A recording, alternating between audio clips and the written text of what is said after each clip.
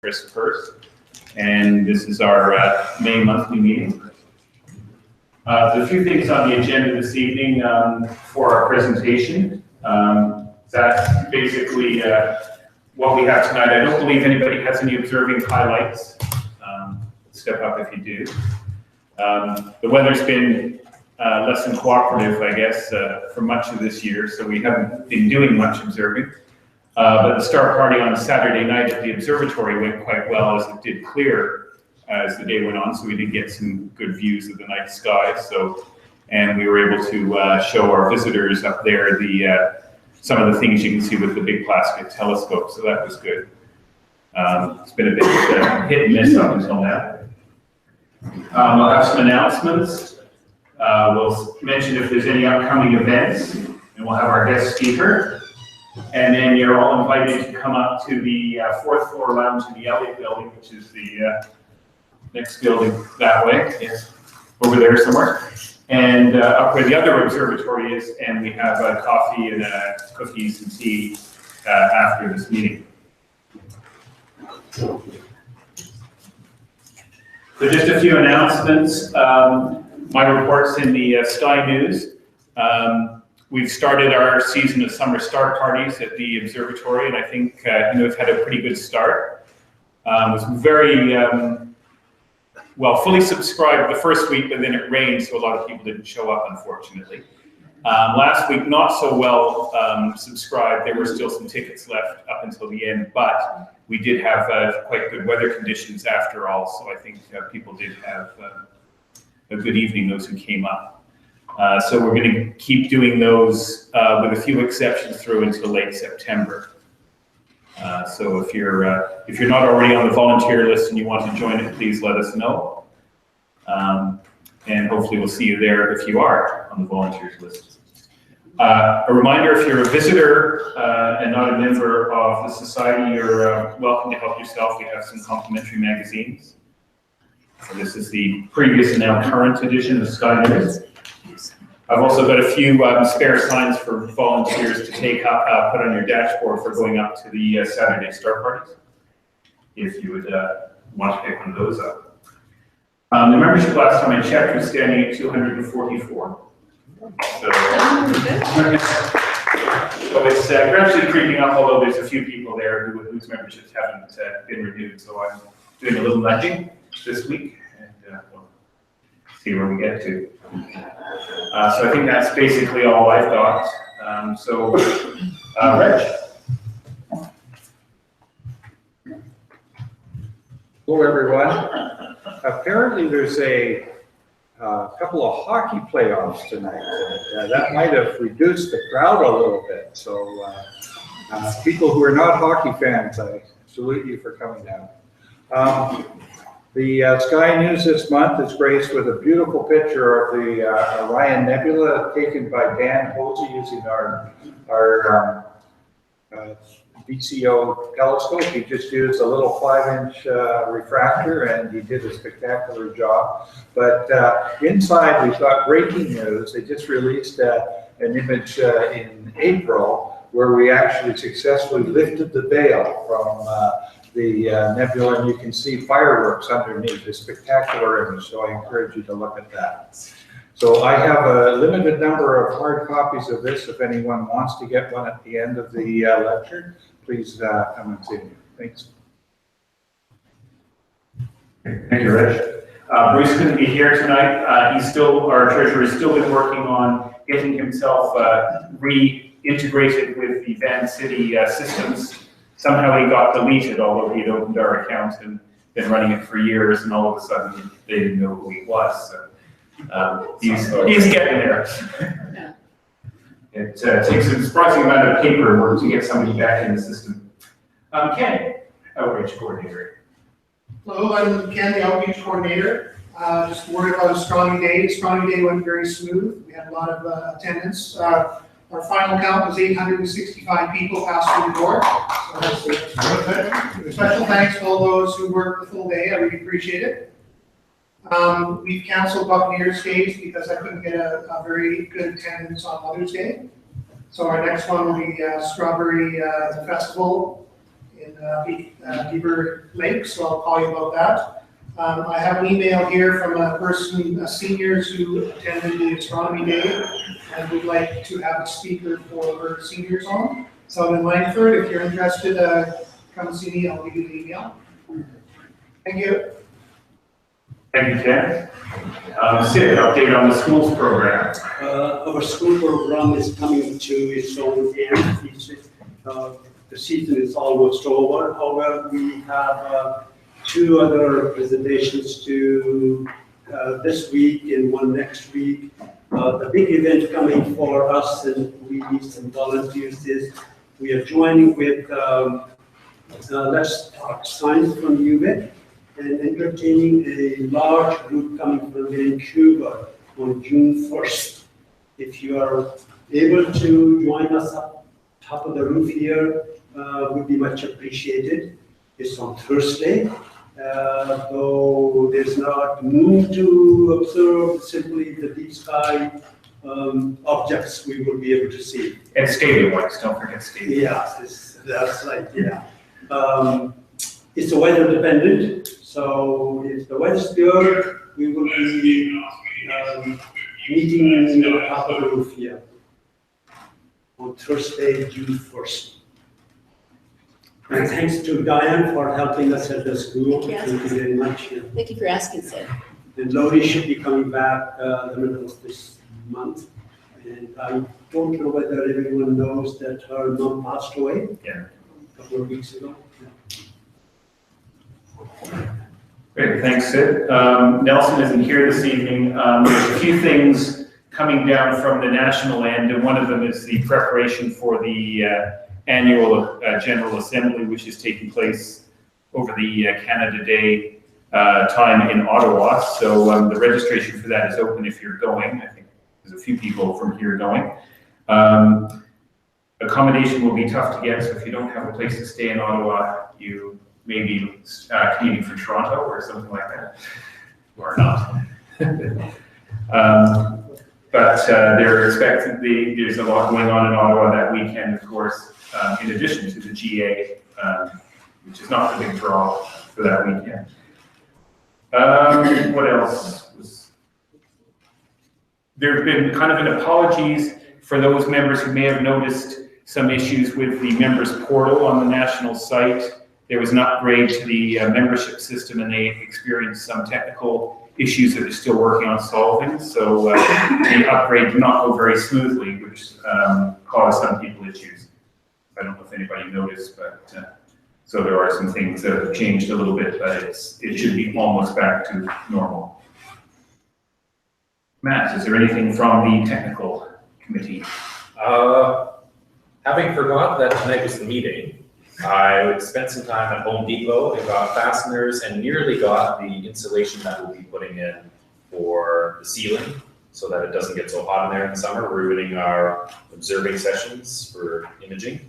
Beyond that, I am far overdue setting up a meeting to discuss telescope options. I apologize. So we will be doing that very, very quickly. For those people who aren't aware, we have allocated some of our funds towards replacing our main telescope at our center-owned observatory. The one we've got has got some failings, so we would like to, look at better options potentially. And the other thing is that we've had some issues, as Max is mentioning, with it, the inside of the observatory getting very hot during the summer.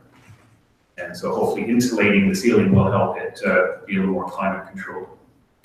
I don't see Joe this evening, so we don't have an update from the website. And Michelle will join us later at the coffee time, so we'll get an update from him then if there is anything. Just to remind people that there are some upcoming events. We have Astro Cafes on Monday evenings until the end of this month, and then we'll have a break through till September. We're still looking at trying to get a session at the UVic Observatory. We have not had a lot of luck with this. Every time we've tried, the weather has not cooperated, and then the last time there was a mechanical issue, so the observatory was closed. That mechanical issue has been addressed, and the observatory is available again, but we're now into this kind of peak period where we have so many things on all the time that it's getting difficult to find an evening. So we'll see what we can do. Our evenings for active observers at our center-owned observatory have moved to Fridays due to the summer star parties on Saturday nights. And so again, those are weather conditions permitting. And Michelle is still working on getting us time on the Big Plasket Telescope, likely in the fall now. It's going to be undergoing some maintenance as well next month, so there are some times when it won't be available, and it doesn't get dark for so late now anyway, so probably better to wait. One more slide. Is that it? No, that's it. Okay, so I think we're back to that. So I think, Reg, we're just about ready. Okay. So, in 2008, Dr. Christian Marlois was the first person, he worked with the team, was the first people to actually capture an image of a planet circulating around the star. An incredible achievement. And we are very fortunate tonight to have a PhD student who works with Christian to explain some of the magic behind this. And his name is Ben Gerard. He hails from San Francisco. He got his undergraduate degree studying in beautiful Boulder, Colorado. And then in 2014, he came to UVic and worked under Christian's tutorship as a master's student. He finished that about a year ago, and now he is working on his PhD here. So he tells me that they normally take 5 years, but he wants to do it in 3. So he's going to speak very quick tonight. So, but we should say that he is welcome to join us after if he has time for cookies and coffee up in the lounge at Elliott Building.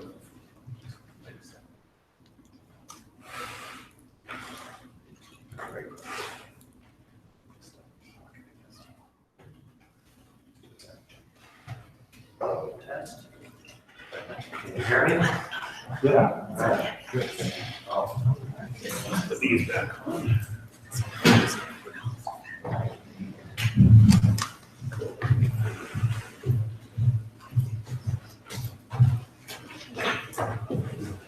So how many people here have already seen a talk from Christian Marlois, my supervisor, to get an idea? So there'll be some overlap. Might be a little slow for you guys. But basically, I'm just gonna plan to give a general overview of the field of how can we take images of exoplanets or planets around other stars. This is compared to how long we've known about exoplanets, about a little over 20 years, relatively new, only less than really 10 years has the field of actually taking images been developing and evolving, and we'll have an idea why, what are the kind of limitations to why this is so hard by the end of the talk. So here's this system that Reg mentioned. This is not the original image of the first image exoplanets, but it's the same system, HR8799. These are 4 massive exoplanets orbiting around a nearby star that's only about 100 light years away. All around 7 to 8 times the mass of Jupiter, and at 15 to 60 AU away from their star. 1 AU, or astronomical unit, is the distance between Earth and the Sun. So there's no real analog like this in our solar system. This is not something we know about from studies of our own solar system. So this is kind of opening up a whole new field of what can we learn about these other systems that are completely different from what we know already. And then here, this blue circle here is 10 astronomical units, which is the orbit of Saturn. So this gives you an idea of how far out we're really looking in the system. Here's another exoplanet around the star 51 Eri, or 51 Eridani, and the name is 51 Eridani b. They just have a lowercase letter next to the name of the star. Similar kind of star, about 100 light years away, and this is now a little closer, only about 10 AU, astronomical units, away from the star, roughly the orbit of Saturn, and about 2 Jupiter masses, so only twice as far as Jupiter. This instrument that took the image, I'll talk about a little more later, is called the Gemini Planet Imager. I work with this instrument in my research, and we're not only able to take an image of the planet, but we're also able to take that planet's light and spread it out into different colors, or take a spectrum of the planet, which is shown here. So this is the same planet, 51 Eridani b, and on the left are a series of images that change as a function of wavelength or color of light. And on the right here is the corresponding point where this cursor is moving through, corresponding to the images on the left that show the brightness of the planet in each image. So you can see right about there, the planet gets brighter and then it gets dimmer again, depending on the wavelength. So this tells us a lot of information, more than a single image. So here's again what we saw in the movie that started at this wavelength. So 1 micron is a millionth of a meter. That's just the distance or the size of the wave of light that we're detecting. But we saw the planet getting brighter and then getting dimmer again by the end of the movie. If we look at a spectrum of Jupiter in our own solar system at those same wavelengths, we see something similar in comparison to the amount of light around 1.7 microns to the amount of light around 1.6 microns. There's a significant drop in the brightness of both of these planets relative between these two wavelengths. And we know from Jupiter in our own solar system that this is because of absorption of methane in the atmosphere of Jupiter. This is much better understood, and there are probes that have gone to Jupiter and measured the methane abundance. And so, even though we don't have a probe that can go to 51 Eridani b, just by comparing the spectrum of this planet with that of Jupiter, we can say that maybe it formed in a similar way, or has similar properties to Jupiter in our own solar system. So with that in mind, I'm going to further motivate why we might want to take these images apart from spectroscopy, and then discuss the technical limitations of how we can actually take these images. We have to be able to resolve the planet separate from the star, and then we have to be able to see the planet well below the glare of the star. So there's a number of ways that we can actually overcome these limitations, and then if you can bear with me through that, I'll show you some more. I'll show some instruments as well that we use to take these images, and then some more images of more exoplanets and a movie at the end. Okay, so this is the only plot I'm going to show, so bear with me. This On the y-axis is the mass of every exoplanet that we know and have detected today. And on the x-axis is the separation. So how massive is that planet versus how far away is it from its star? And remember, 1 AU is the distance between Earth and the Sun. Here's Earth, and all the other planets in the solar system are in black points. This scale is in Earth masses, so 1 Earth mass is here, and Jupiter masses are on this axis, so 1 Jupiter mass is here. What we can see is that there aren't a lot of points around where the planets are in the solar system. Most of the planets we know are in this different space of this plot here, and then these blue points are all the planets we know from imaging. So these different colors are different techniques of detecting exoplanets. Microlensing is a technique where you use the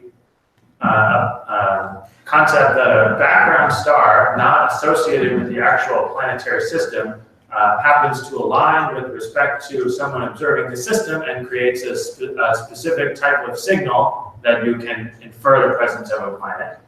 The transit method is where a planet eclipses its host star and the amount of light from the star dims periodically, and you can again infer the presence of a planet. And then the radial velocity method is that you use the spectrum from the star to measure something called the Doppler effect, where the star wobbles back and forth towards and away from you because the planet is tugging the star back and forth. And so those are all methods of indirectly inferring the presence of a planet, where with imaging we just take a picture and see the planet directly. But this plot shows all of these blue points in this region of the plot where there are no other colors, really. And so it's very important to do imaging because on these wide orbits at separations of about beyond 10 times that of Jupiter, or that of Earth, sorry, around the separation of Saturn, there's not really any other method to look at planets and see what's out there. So just for that reason alone, it's very important. So now I'll go into the technical limitations of how we can actually take these images. The first problem on the ground is that there's an atmosphere, and the atmosphere degrades our ability to resolve an exoplanet. So we're going to look at one technique we use to correct for atmospheric turbulence called adaptive optics. So we're looking into the back of the Gemini North Telescope on Mauna Kea on the Big Island of Hawaii to see how we can actually correct for atmospheric turbulence and improve our resolution on the ground. So here's the light being focused in the back of the telescope. It's recollimated here and bounces off two components, a deformable mirror that can change shape and correct for atmospheric turbulence, and a wavefront sensor that can measure that turbulence. Here you can see on the image that the atmosphere is causing the image to bounce around and not be very stable. You don't get very good resolution. So here's again the deformable mirror. It can change shape to compensate for atmospheric turbulence, and the wavefront sensor, which can measure that turbulence. So here's the measurement that takes place there. This switch is closed. That information is sent back to the deformable mirror. It changes shape based on that measurement that happens approximately every millisecond, and then that turbulence is corrected and then refocused onto the science camera, where you can see now the atmosphere is affecting the image, and then right now this correction has been applied and it's much more stable. The resolution is much better. So there was one part of that movie that showed this sort of black box of something that can measure the amount of turbulence called a wavefront sensor. There are many ways that we can do this now, but here's one of them. If you can imagine when there's no atmospheric turbulence, or if you're in space, if you place a grid of lenses in a collimated beam of light, if you look on a camera where all of that light is focused, you would see a grid of tiny little spots in a nice uniform array. But if there's some sort of aberration because of the atmosphere, those spots will not each be aligned in the center of where they would be if there was no aberration. And so you can use the difference between the image here and some reference image here to measure the amount of turbulence and make that correction every millisecond. All right, so then we're using adaptive optics. We have compensated for this effect of atmospheric turbulence. Why don't we just go to space, and we don't have to worry about this problem at all. Well, so first of all, on the left, this is an image of Neptune with the Keck telescope in Hawaii, a 10-meter telescope, and without adaptive optics. And then on the right is with that same telescope with adaptive optics. So you can see how much our resolution improves here. We can really start to see specific features and bands on the planet. But now, here's the same image of Neptune with the Hubble Space Telescope. And even though this is still much better than without adaptive optics, the resolution isn't quite as good because the telescope has a smaller size. Even though we're in space, the 10-meter Keck telescope is larger. And so what that means is that our resolution is actually better on the ground using adaptive optics than it is on a space telescope because the size of the telescope is larger. So when we use a larger telescope, we can resolve this finer scale. And this is very important for exoplanets because if you imagine an exoplanet that's very close to its star, as the system itself gets further and further away, the planet appears to blend in with the star. The apparent angular separation between the planet and the star gets smaller and smaller. If I take my two fingers and move them further away, they appear to get closer and closer together, which is what's happening with an exoplanet. So we want to use the largest telescopes we have to get the best resolution to be able to resolve as close as we can to the star and see planets like our own solar system. All right, so then let's say we've solved that problem of being able to resolve the planet, but then we have to see the planet. Even if we have the capability of resolving it, the light from the star may be washing out any light from the planet because the star is so much brighter and the planet is so much dimmer. So this issue of contrast, the brightness of some point in the image relative to the peak brightness of the star, is something that has to be addressed and optimized for imaging exoplanets,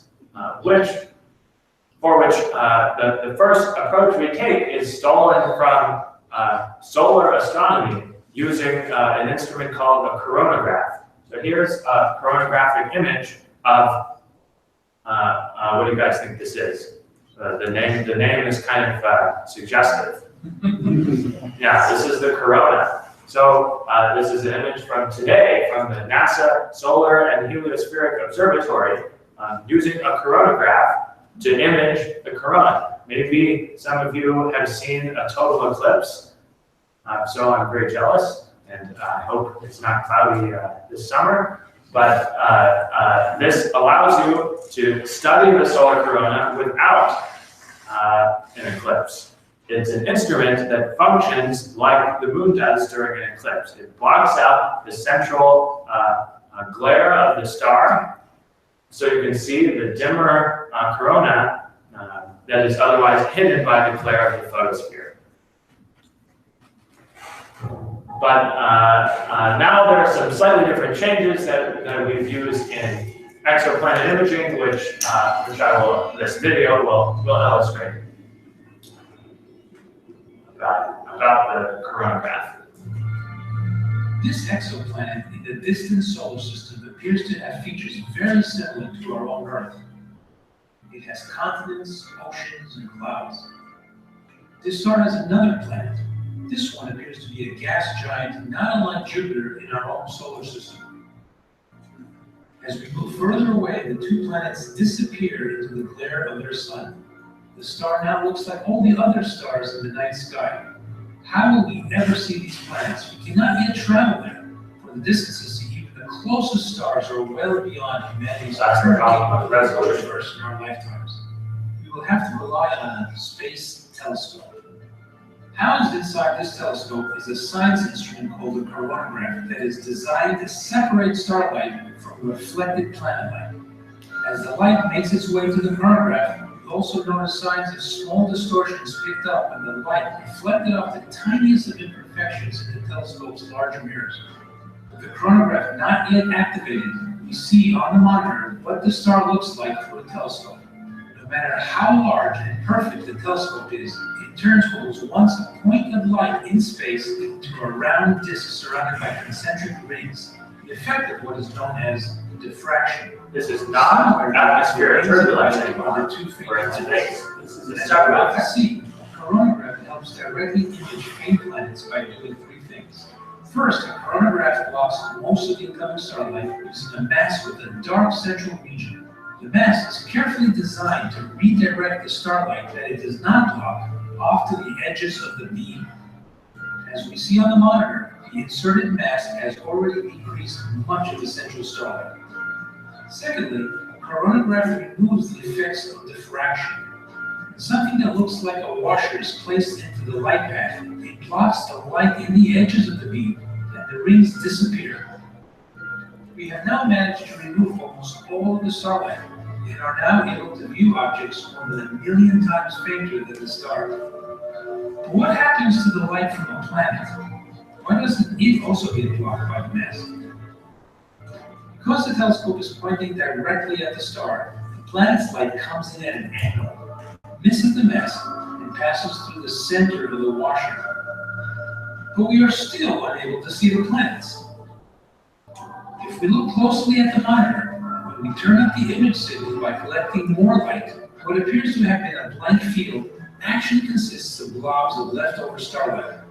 This scattered light, due to minute imperfections in the telescope's optics, is still hiding the faint planets. So this takes us to the third and last element of the program, the removal of these scattered blobs. A special mirror is used with hundreds of tiny pistons behind it that can change its shape so as to correct the distortions of the light beam. This is the same type of mirror in adaptive optics. Blobs of light, as seen on the monitor, slowly begin disappearing, finally revealing the brighter of the two planets. Afterwards, the fainter planet also comes into view. We can now start to see objects more than 1 billion times fainter than the star. Deep within the glare of their star, we have discovered our two planets. And if the light from these is passed through a prism, we will see the light spread out into rainbows of color. But when looking closely, some colors are missing. They were absorbed by gases in each planet's atmosphere, giving us important clues about their composition. The search for life in the universe has taken a new step forward.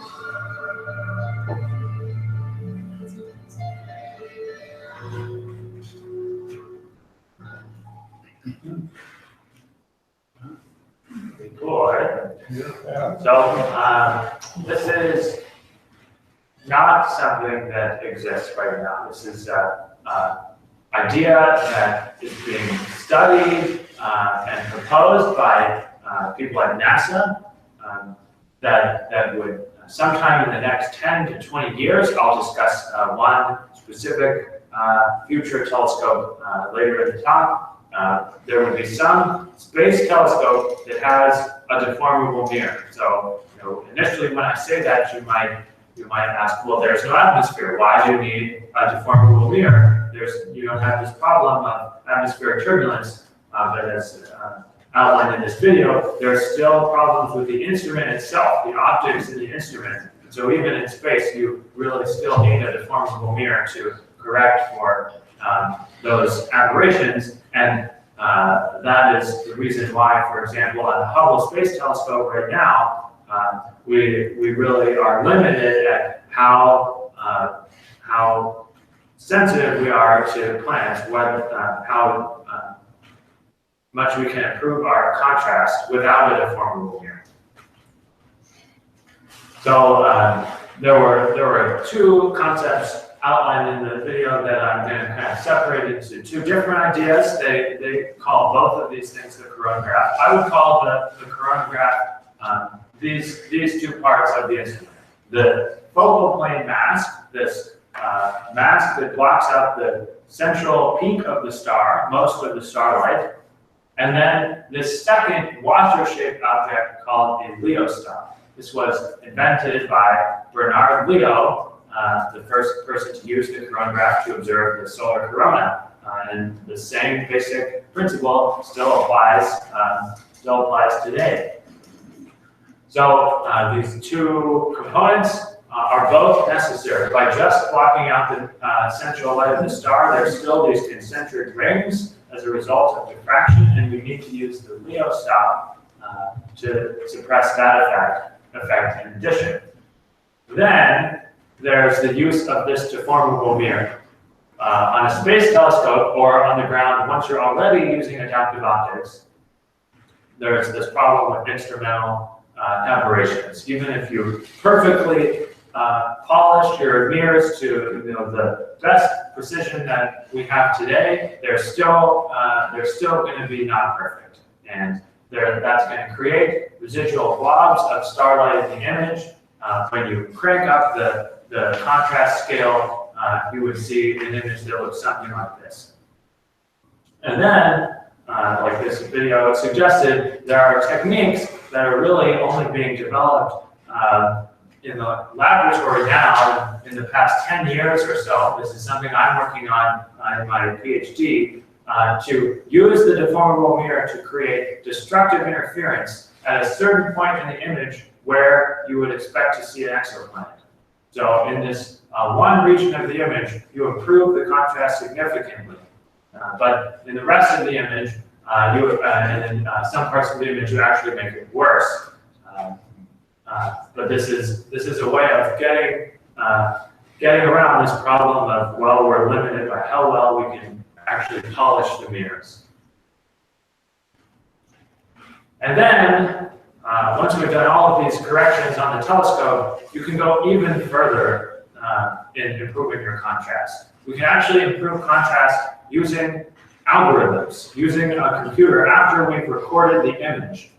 And so this image on the left is an image of a bright star after I've subtracted the average profile of the star to take a look at what does the noise in this image look like.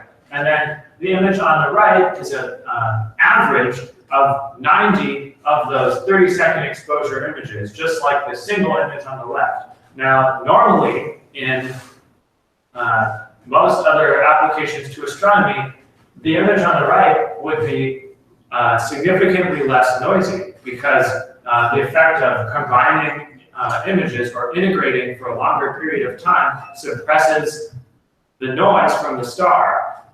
But because the noise is coming from aberrations in how the optics are polished, this doesn't change over time. And so over an hour-long observing sequence, nothing changes in the noise. And so by integrating longer in this image, we're really not able to get a better contrast. So we have now come up with both observing techniques and post-processing techniques to get around this idea. So one of them is called angular differential imaging. On these large 10-meter telescopes on Mauna Kea, when you normally track an object over the night, the Earth will appear to rotate with respect to the view of the telescope. And so in most observations, you compensate for this effect on the back of the telescope with a piece called an instrument rotator. It rotates the field as Earth rotates so that you don't have this problem. In our case, though, we actually throw away this piece and let the Earth rotate, so that with respect to the telescope, any astronomical object will rotate over the observing sequence, not because the planet is orbiting the star, but because the Earth is rotating. So that's the observing technique. And then, if you took a series of images, you would get something like this, where in each point, the red planet is at a different location because the Earth has rotated. We're not actually seeing the planet orbit. This is where the planet, the red point illustrates where the planet is, but remember, this is far below the level that we need to see the planet. We're really trying to remove these instrumental aberrations to get to that point. So if we take an average of this series of images, because the planet is at a different point, it is removed from the average image. And then this average image is a representation of what the instrumental aberrations look like. And so we can subtract this image B from all of the individual images A and get a series of images here in column C where we significantly removed the instrumental aberrations. And then we can go one step further and take each one of these images in column C and derotate their position so that the planet lies in the same location, compensate for this effect in an algorithm now that the Earth has rotated, and then take an average of those images to suppress the noise even further, because now we've sort of randomized the instrumental aberration so that it does behave like a star, or when you would simply integrate longer or stack images. So here, well, maybe I should go back. Are there any questions about this? This is kind of a conceptual outline of how the algorithm works. Yes? So why would you go yet another step and do another derotation to try and refine it even more? Well, at this point? Yeah. So what would I be? Because you've done it perfectly already, you're saying. Okay. Well, yes. So the maybe what you're saying is that why can't I take more images, you know, and maybe combine more of these to go deeper? And to that, yes, the more images you can take, specifically the more the planet rotates with respect to each image, the deeper you can go. But if you mean, for example, combining this with images on another night, that is actually a lot more difficult because the optics and the condition, the thermal temperature in the instrument can change from night to night, and you really only want to be using the most similar conditions to get as deep as you can. So this is an illustration of this same technique, angular differential imaging, where on the left, now we're looking in the perspective of the planets. So the telescope, these are all of these features are from the telescope, the position of the telescope. So now the telescope appears to rotate with respect to the planets. But there's a whole bunch of noise in the way.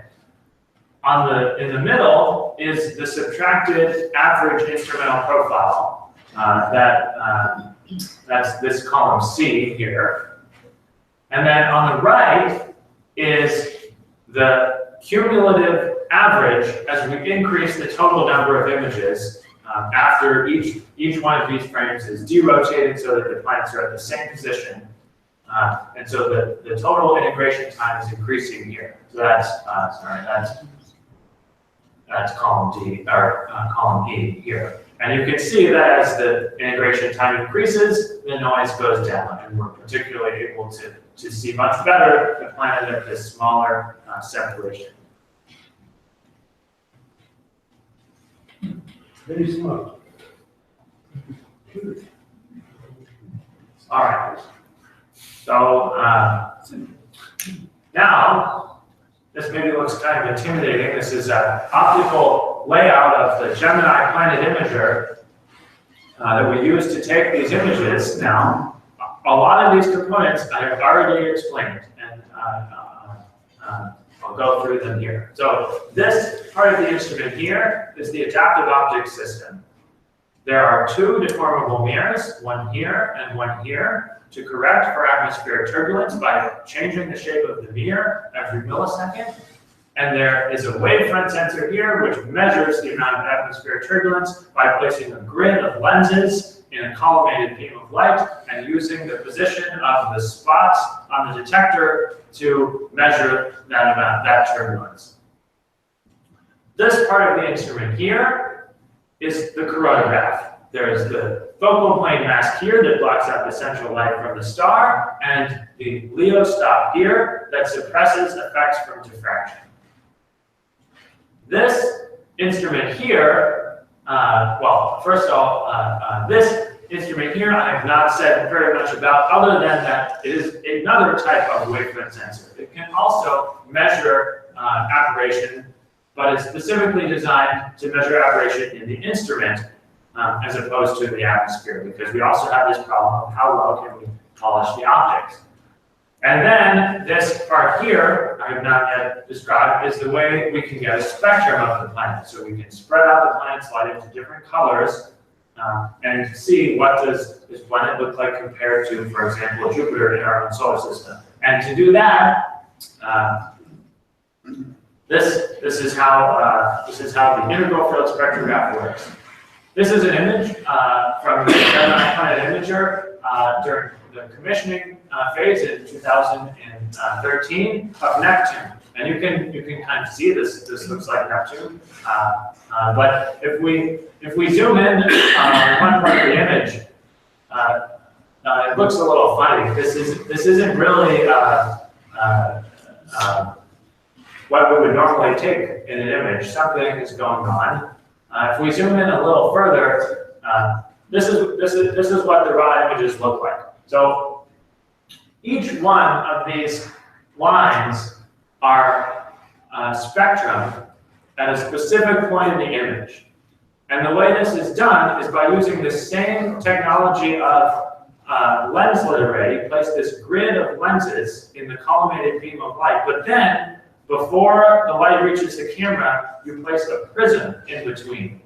And at a specific angle, if you disperse the light so that each one of these micro spectra don't overlap, these, this is kind of hard to see in the lighting now, I guess, these red grids represent the X and Y position in the image, and then the green direction represents the dimension in wavelength.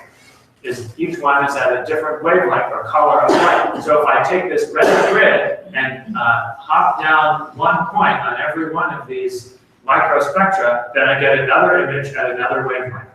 And I can extract, I can recreate a series of images at different wavelengths, which is what I showed at the beginning of the talk.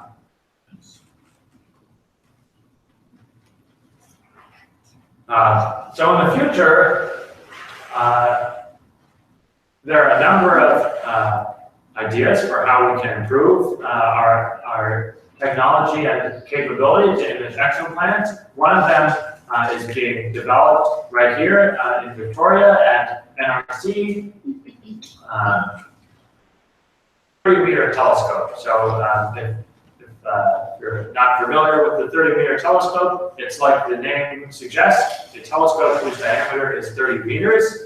The largest telescope we have now is 10 meters. And so that is very helpful for exoplanet imaging because that improves our resolution by a factor of 3. We can see angular size that is 3 times smaller than anything we can see now. This is a huge collaboration between the US, Canada, India, and China. And at the HIA, well, here's an idea of, to give you an idea of how we're actually able to make a telescope that is 30 meters. This isn't a monolithic telescope. There are a bunch of smaller segments. This is a technology that is being used now on some telescopes, but will also be implemented for the 30-meter telescope because it's actually impossible to make a single mirror that's 30 meters in diameter. It will collapse under its own weight. So this is an active field of development just to make the mirror. But at the NRC, we're developing the adaptive optics system for the entire telescope. So how are we going to be able to correct for atmospheric turbulence over this huge aperture that has a whole bunch of different components? We have to consider the location of the telescope and how and what sort of performance we want to send to an instrument later that would be optimized for exoplanet imaging. So that's why I say an exoplanet imaging instrument is coming later. This is just the general adaptive optic system that would eventually feed a specialized instrument with a coronagraph. But for now, most of the effort is on developing the first light instruments that will be on the telescope when is ready, hopefully sometime in the 2020s. And in space, now this is kind of what the video from JPL was referring to. The first planned mission, Space Telescope with a deformable mirror, has now begun, and it's called the Wide Field Infrared Survey Telescope. There's nothing like this now on any space telescope, but once we have a deformable mirror, there's no problem with atmospheric turbulence, but there is with the optics in the instrument, and that will really allow us to massage the deformable mirror in a certain way to create destructive interference and improve contrast down to a level that we might be able to see planets like Earth. You really need a contrast of over 1 billion times dimmer than the host star, and that's not something we're really capable of doing now on ground-based telescopes, but might be with this future telescope. All right, so congratulations, you made it to the end. Here's some more images. This is the system HD95086b. There's not a lot of creativity when you have catalogs of millions of stars. So here's the original image detected in 2013. This is very similar to the systems I showed. It's a planet at 50 AU, 50 times the distance between the Earth and the Sun, about 4 Jupiter masses. And the image on the right is the same planet, but imaged with the Gemini Planet Imager. And in achievable contrast and resolution, you can see the sort of improvement between these two images just on a time scale of about 3 years, which illustrates, this is from 2016, how rapidly this entire field is evolving and moving towards improving contrast and resolution to detect fainter planets. Here's another system, Beta Pictoris, the planet Beta Pictoris b. This image was taken in 2002, I believe, and then suddenly this bright object disappeared, and they had no idea what happened. They thought that maybe this was a background star that happened to be aligned with the star Beta Pictoris, and that it had disappeared from the field of view. But then in 2010, 8 years later, they took this image. The planet appeared on the other side of the star, indeed confirming that the planet is orbiting the star. But they had to wait 8 painful years to make that claim.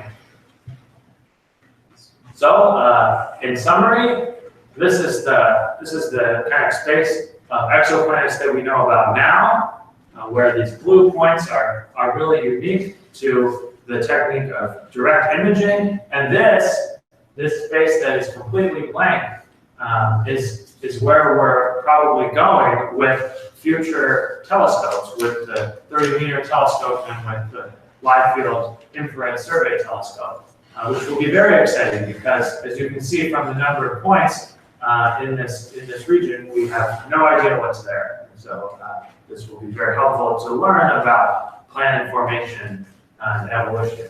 So, and with this video, this is a compilation of images of the system, HR8799, the first system I showed, over a time scale of 8 years, where on this sort of time scale, we can actually see with our own eyes orbital motion of all of these planets, which is very exciting that we can actually do this now. So with that, I'll take questions. Thank you very much.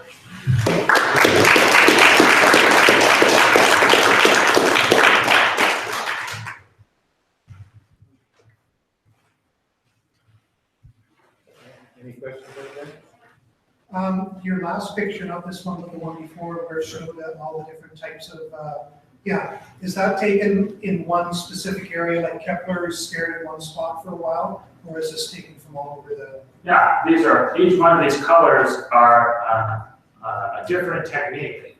So Kepler is included in these orange points here.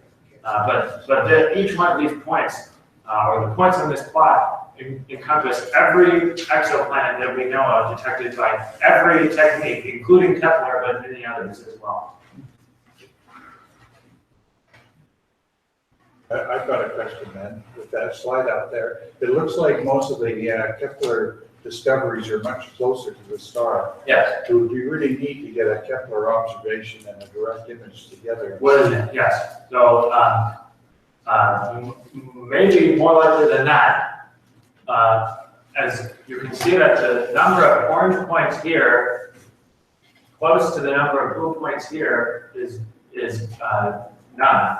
So why is that? Well, with Kepler, we look for the signal of the planet eclipsing the star. And if that period is shorter, or if the distance is closer, that will be easier to detect because we see that eclipse more often. And so that technique is more sensitive to planets closer from their star, whereas imaging is sensitive to planets further from their star because the star is too bright and we have to go further away. We don't need to see orbital motion, we can just take an image. And so I would say that is probably a much more challenging feat, but these blue points, and maybe some of these green points as well, we may be able to overlap very soon, because with these techniques, we're sort of reaching out to the farthest separations that are very close to the inner limit of imaging. And so this is sort of where the sensitivity of 10-meter telescopes with instruments like the Gemini Planet Imager are right now. And I would say in the next 5 to 10 years that probably will happen. In terms of the actual planetary systems that are known, it may be harder depending on the type of star. So younger stars are much easier to see with imaging because the planets are brighter, they're hotter, they've just formed and they're cooling down, and that is actually harder to see with the radial velocity technique because of how you can actually detect the star wobbling back and forth. So it depends on what your view of imaging the same systems are. But definitely in terms of an understanding of what planets look like and our understanding of planetary formation and evolution in this sort of same region of the plot, that will happen soon. So you had this beautiful animation of the, this is just kind of mind-blowing right there. It's kind of all Kepler dynamics and everything like that. Do you have many examples like that? No, this is the only, well, no, I should say there's also a video like this made day of Beta Pictoris. This one, but it's not nearly as mind-blowing. Yeah, this system, HR 8799, this is what you were talking about at the beginning. This is the first directly imaged system by Christian Marois in 2008, observed by every major telescope that is trying to image exoplanets. It's now a benchmark system because it's so interesting. So how do you get your candidate stars that are going to try and find these? Yeah, so like I said, you want to find the stars that are young because the planets are the brightest. When they're the youngest, they're the hottest, they're just cooling off from just after they formed, and they're the easiest to see. So the main process of going about looking for stars that might have planets is to find the youngest stars that are nearby. So the reason we want to look nearby is that as we get further away, we become less and less capable of resolving the planets. So we have to look really only within the local 1% of the Milky Way. And in terms of age, there are a number of ways we can look for individual young stars and then associate a whole group of young stars based on that one individual star and choose a number of targets based on age.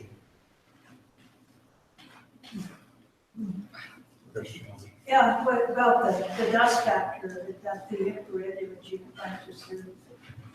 Because a lot of times young stars have planet forming. Yeah. So that is a problem, and if you look at really young stars, then you can't really take these images. So there's a time scale, an astronomical time scale. So 1 million years is very short compared to the lifetime of a star, tens of billions of years. But in the first 1 million years, that star is fairly obscured by dust, and so you can't actually look in these wavelengths, depending on what sort of environment it's in, etc. But after about 1 million years, that dust becomes less dense and you are able to take these images. So that is a problem for very young stars, definitely.